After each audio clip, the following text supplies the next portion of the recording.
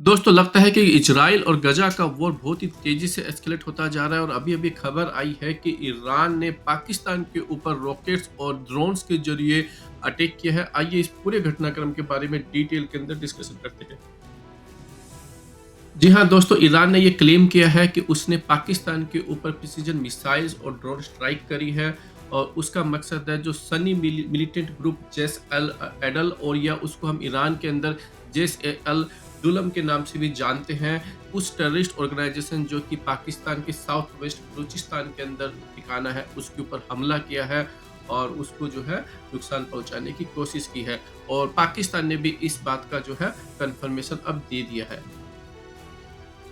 और पाकिस्तान ने भी दोस्तों एक प्रेस रिलीज की है और उन्होंने इस अटैक का जो है बहुत ही कंडेमिनेशन किया है और उन्होंने कहा है अपने स्टेटमेंट के अंदर कि इसके अंदर 2 बच्चों की जान चली गई है और 3 जो छोटी लड़कियां हैं वो भी इसके अंदर जो है जख्मी हो गई है। इसके अलावा पाकिस्तान ने कहा है कि ईरान के द्वारा हमारी पाकिस्तान की जो सॉवरेनिटी है, जो एयर स्पेस है, उसको वायलेशन करना बिल्कुल ही अनएक्सेप्टेबल है और जो टेररिज्म है वो हर कंट्री के लिए एक अभी मुद्दा बना हुआ है और इन सारे मुद्दों को सोल्व करने के लिए पहले से मौजूद काफ़ी सारे चैनल हैं और इस तरीके की जो कार्यवाही है बिल्कुल भी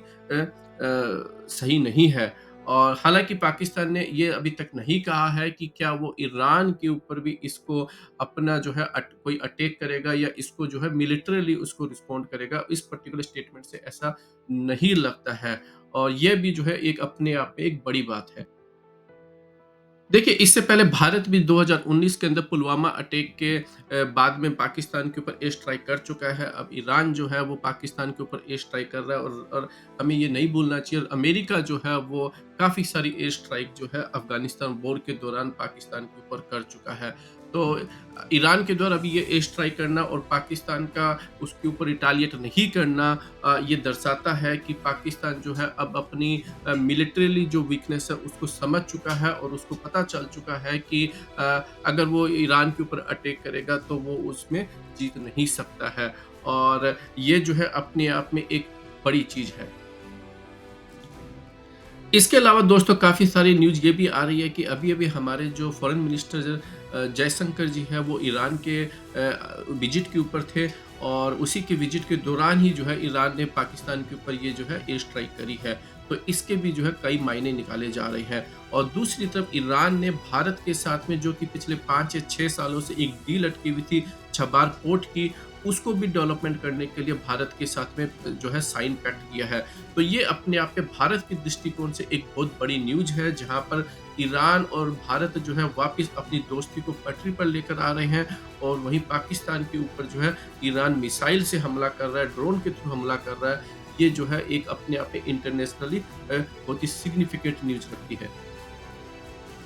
इसके अलावा दोस्तों ईरान ने इराक और सीरिया के अंदर भी जो है वो अटैक किया है और ख़ास करके इराक में जिस जगह पर उन्होंने अटैक किया है वो यूएस एम्बेसी से ज़्यादा दूर नहीं है। तो एक तरीके से जो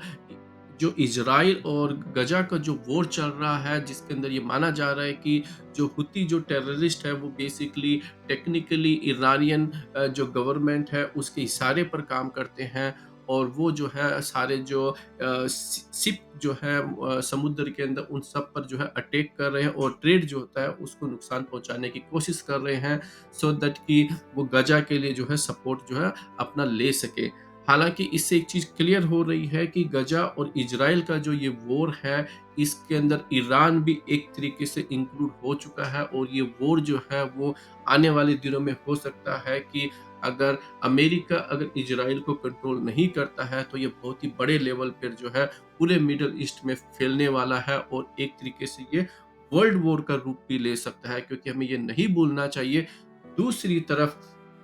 ईरान रशिया को भी सपोर्ट करता है और रशिया और यूक्रेन का वॉर जो है पिछले लगभग अब 2 साल होने को आ गए हैं ऑलमोस्ट, वो भी चलता जा रहा है और उसका भी जो है उस वॉर का भी कोई एंड नज़र नहीं आ रहा है। जहाँ पर यूक्रेन को पूरा यूरोप और अमेरिका सपोर्ट कर रहा है, वहीं रशिया को बेसिकली चाइना, ईरान और सीरिया जैसी कंट्री जो है वो सपोर्ट कर रही है। इसके अलावा दोस्तों भारत की नेवी ने भी अपने 10 शिप जो है ट्रेड के लिए जो शिप आ रहे हैं उनकी रक्षा के लिए लगाए हैं और हुती टेररिस्ट आजकल आए दिन जो है वो इन शिप्स के ऊपर अटैक कर रहे हैं, जिससे कि ट्रेड जो है उसके ऊपर जो है नुकसान पहुँच सकता है। और दूसरी तरफ दोस्तों रशिया ने भी भारत को डिस्काउंटेड प्राइस के ऊपर ऑयल देने से अब मना कर दिया है और अगर ये वॉर मिडल ईस्ट के अंदर अगर फैलता है, तो भारत के लिए भी एक ये कंसर्न की बात है क्योंकि एक तरीके से ट्रेड भी जो है वो भी इम्पैक्ट होगा और दूसरी तरफ से भारत जो है जिसको हमें पता है कि भारत की ऑयल की जो नीड होती है वो लगभग 80% इम्पोर्ट से होती है, उसके ऊपर भी इम्पैक्ट पड़ने वाला है। तो ओवरऑल ये जो जो भी डेवलपमेंट हो रहे हैं मिडल ईस्ट के अंदर ये एक सिग्निफिकेंट जो है न्यूज़ है। अभी के लिए दोस्तों इस वीडियो के अंदर इतना ही। आप हमारे चैनल को लाइक कीजिए और सब्सक्राइब कीजिए और हमारे वीडियो को लाइक और शेयर करना मत भूलिएगा।